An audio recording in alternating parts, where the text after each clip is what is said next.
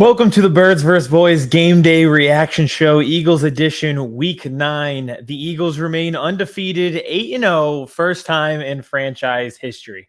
I'll just start by saying this might be the least viewed video, a reaction show that we have this season, or it might be the most viewed one that we have, because for the first time in my lifetime, the Eagles were a second screen experience last night with the Phillies in the World Series. So a lot of people could be catching up now because we were mostly paying attention to baseball and less paying attention to football. It's probably the first time that I've ever experienced that, and definitely something new and different. The Eagles, fortunately, take care of business, and we didn't have to pay too much attention and care too much. We'll get into that in a second.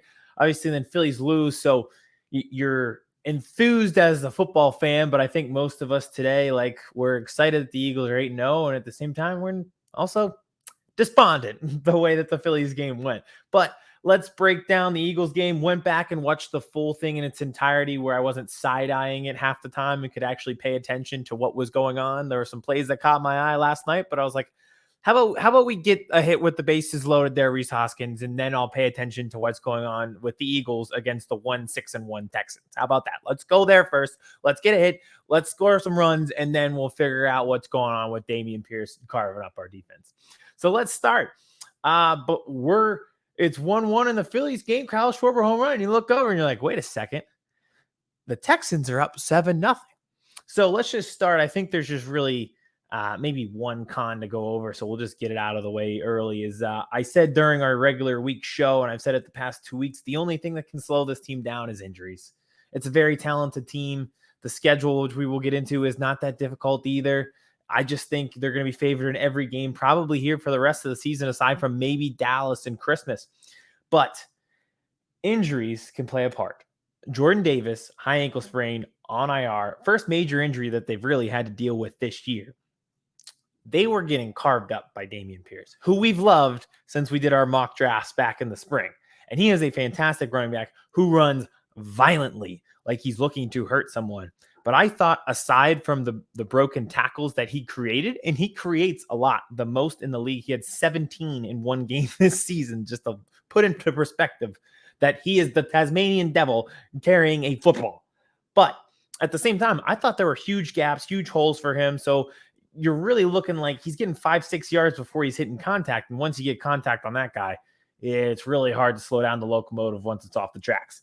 So again, it's like he had 139 yards, 27 carries. I think when you get his feet stopped behind the line, that's when it's really imperative. But you can see like the impact of Jordan Davis not being there. We saw it going back all the way to week 1, where I guess Jonathan Gannon didn't really trust him yet, and he didn't play a lot. His snap usage was about like 18-20%, something like that, something insane. And they were really struggling with DeAndre Swift and the Lions, which, looking back, is so funny to think about. Seems like so long ago, that game. And the impact of Jordan Davis, the yards per carry when he's on versus when he's off. Well, he's going to be off for 4 to 6 weeks, and you see right away the impact of that. So I just think, like, they win convincingly, and it's just like, it's such a good team. You can see the only way that a hole is created, it's not going to be self-inflicted. It's going to be injuries. So that is the one thing that I looked at, and I'm like, oh, if we're doing the cause for concern game, maybe it's that. But otherwise, I think this was just a handle business type of game.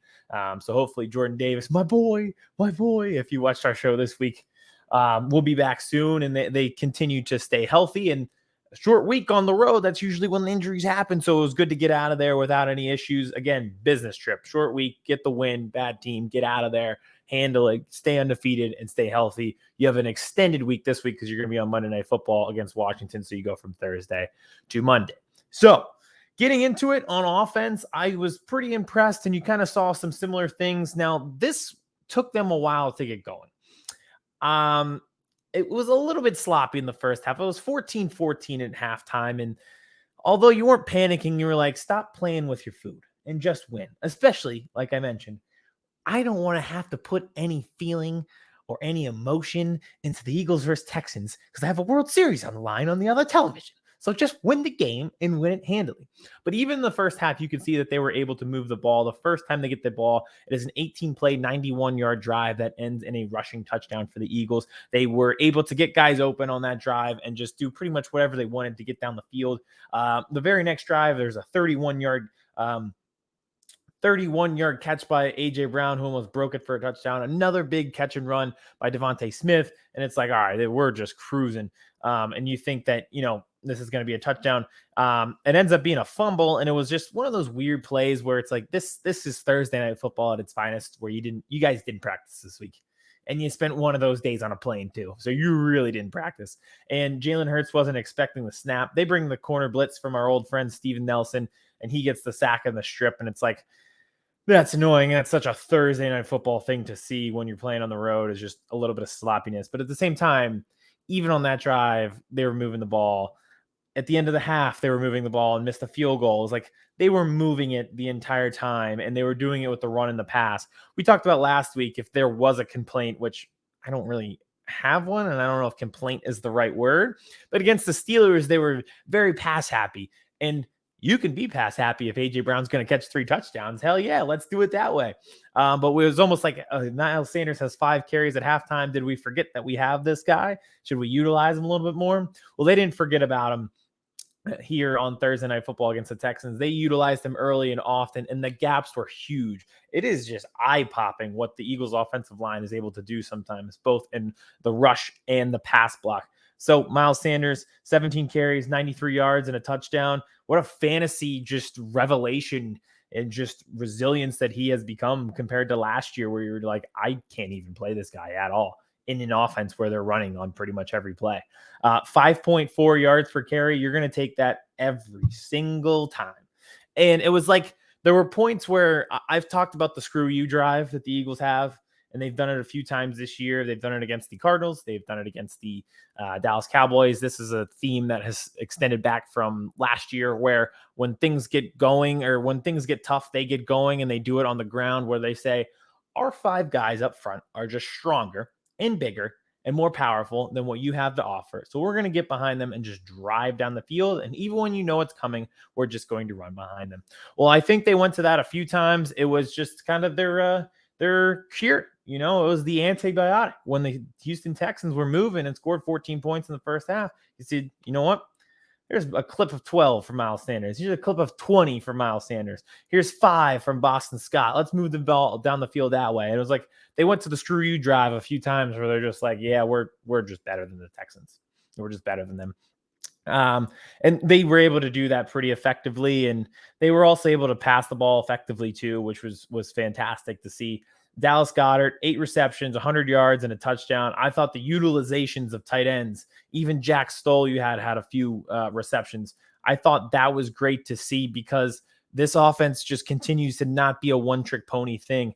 A.J. Brown had 4 receptions for 59 yards and a touchdown, which is great. Wide open after the turnover. They get it to A.J. Brown. Look for your home run hitter. Perfect time to hit that home run. That's awesome. But at the same time, what makes this offense so special right now is that there's so many different guys that you can get the ball to. Zach Pascal last week, he had a few big catches this week too. And then you see the utilization of the tight ends, and especially Goddard. And just to see him turn into exactly what we thought he could be when he was playing behind Zach Ertz, and why you traded Zach Ertz to create this opening for him to excel and for him to hit his prime. Well, now he's in it. We're seeing it. He's one of the most consistent tight ends this year. And you can make the case, maybe the most consistent NFL tight end aside from Travis Kelce, because George Kittle, Darren Waller, guys like that have been hurt. Even Mark Andrews has left 2 games early with injuries. So those big names really haven't been having a huge season because of the injuries. Well, Goddard, you got to put his name up there with some of the best. He's been fantastic, and another fantastic night and a showcase in prime time. And it just goes to show, I love the way they utilize him. I love the tight end screens that they run, and just these comeback routes that he gets for like 10 to 12 yards, and another third down option. And it's just crazy to me that on a team that Devontae Smith, has 2 receptions last night, and you're still putting up 29 points, scoring with ease, moving the ball. It's just there's so many different weapons. It becomes very difficult for defenses to stop because you can't key on one guy. After last week, you knew what they were going to do. They're going to key on AJ Brown. Nobody wants to be the highlight reel where you're getting pointed at on the ground on all fours. That's embarrassing. No defensive back. They watched the film. They didn't want to be that. They didn't want to be in that position.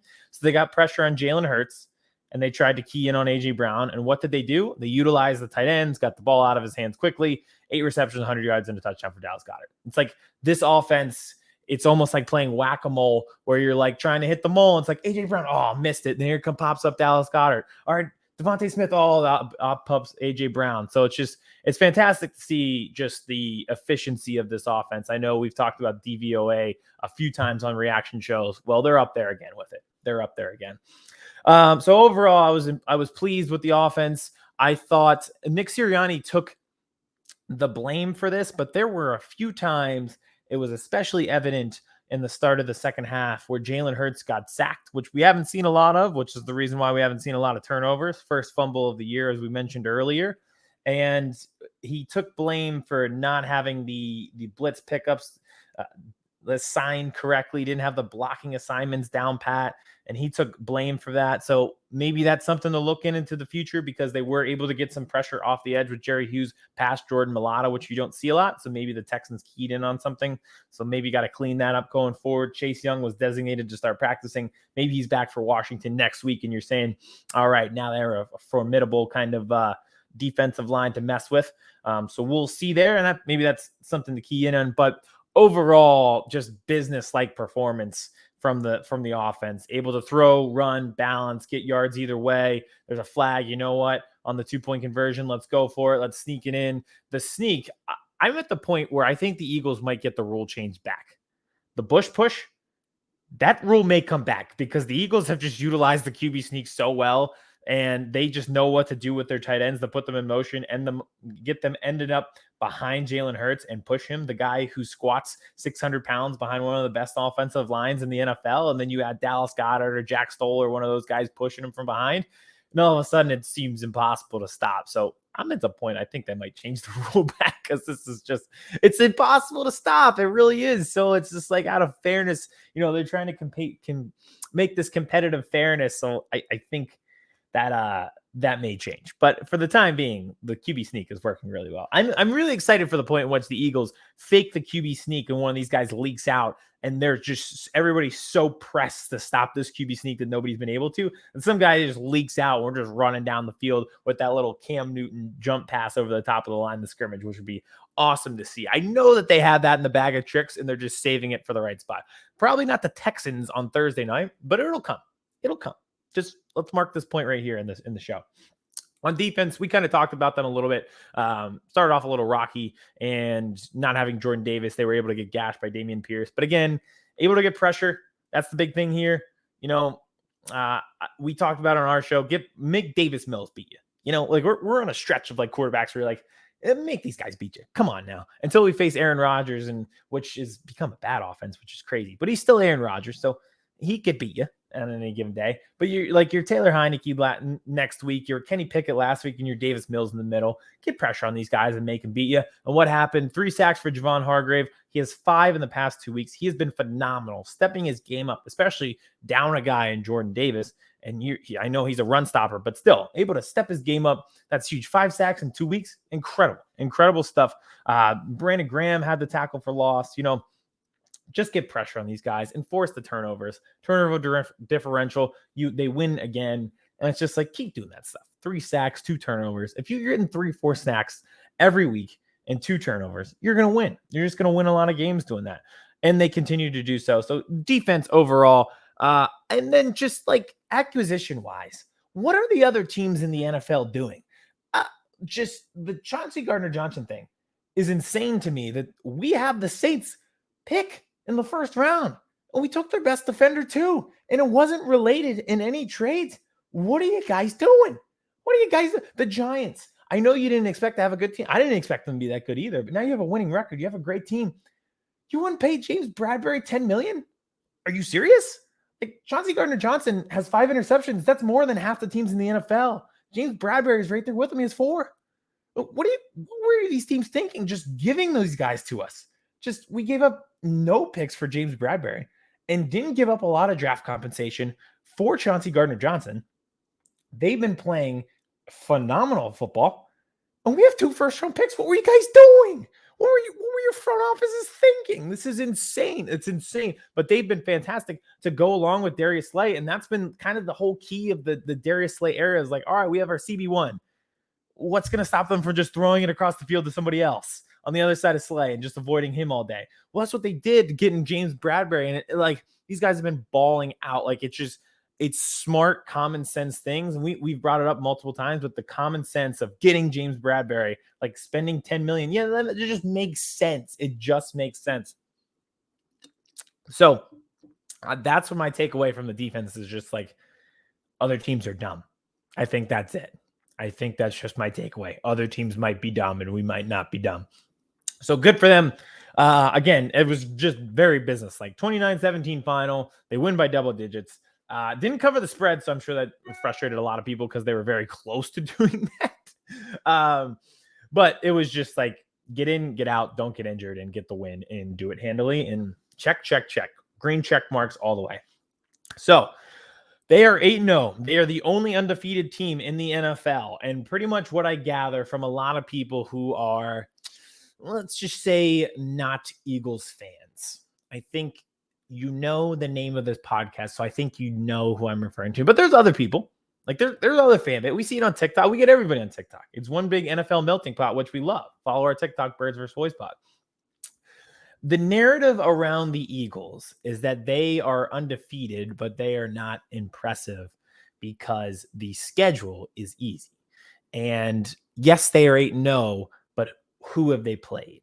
That's the big thing that we keep hearing. Oh, they're undefeated, but who have they played so far? The schedule's easy. That's why they're undefeated. Here's the thing. I get where you're coming from. And part of it I want to talk about is the league itself. The league is so down. There are a lot of bad teams. And you look at the NFC, there's only 4 teams with a winning record. It's the Eagles, the Giants, and the Cowboys in our division, the Vikings, and then the Seahawks. 5, actually. I'm sorry. We've played 2 of them. The Vikings are 6-1. It was 24-0 at halftime. I don't know what else you're expecting from us. Like, it's not our fault that nobody else in the NFC has their together, you know? So we'll play the Cowboys again. We already beat them and beat them handily. I didn't think Dak was making a difference that night. And we'll play the Giants twice. So the schedule will get tougher, but at the same time, like, I just don't know what people are expecting. When people say the Eagles haven't played anybody yet, what they're saying is they haven't played the Chiefs and the Bills. Because when you do power rankings, Super Bowl contenders, who you think has a shot, doing the juggernauts of the week, it's 3 teams that get brought up. And it's the Chiefs, it's the Bills, and it's the Eagles. Well, the Chiefs and the Bills have played each other, and the Eagles haven't played either of those teams. And we only play them once every 4 years. So it's not really our fault. But that's where this narrative is coming from, because they can point to that and be like, oh, we played somebody because we played the Chiefs and the Bills. Well, there's only 3 teams where you're like, yeah, these guys could win a Super Bowl today. And that's it. And they're both in the AFC. And the NFC doesn't have that, where they don't have that team with Josh Allen and Patrick Mahomes, because the Packers, the Buccaneers, and the Rams, who we all thought would be Super Bowl contenders with veteran quarterbacks, have completely fallen off a cliff, which we didn't see coming. And now it's a very down conference. So this isn't an Eagles problem with the schedule and saying, oh, who have they played? This is an NFL problem. It's like, well, we're playing our schedule and nobody on it's good. That's not really our problem. At the same time, it's not like we're just skating by teams. And that's what I think bugs me, is people are like, oh, well, who have they played? They're not impressive because look at the schedule. It's like, yeah, that logic only holds up to a certain extent, but we talk about it all the time. The eye test is really passing for the Eagles, But even if it wasn't, so are the analytics. Like, it's just like they're blowing everybody out that they played. They haven't trailed in a second half this year. Last night against the Texans was the first time they weren't leading at halftime, and they have the second best point differential in the entire NFL behind the Buffalo Bills, who we mentioned as one of the other three only good teams. So what else are you looking for? They have the best turnover differential in the league. All of the stat we talked about, a DVOA, they're second in the league behind the Bills. What else are you looking for from them?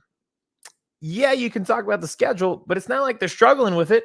They're destroying everybody that they played. They've won by double digits in 4 out of their 8 games. It's like things aren't even remotely close in a lot of these games, and they're still just cruising.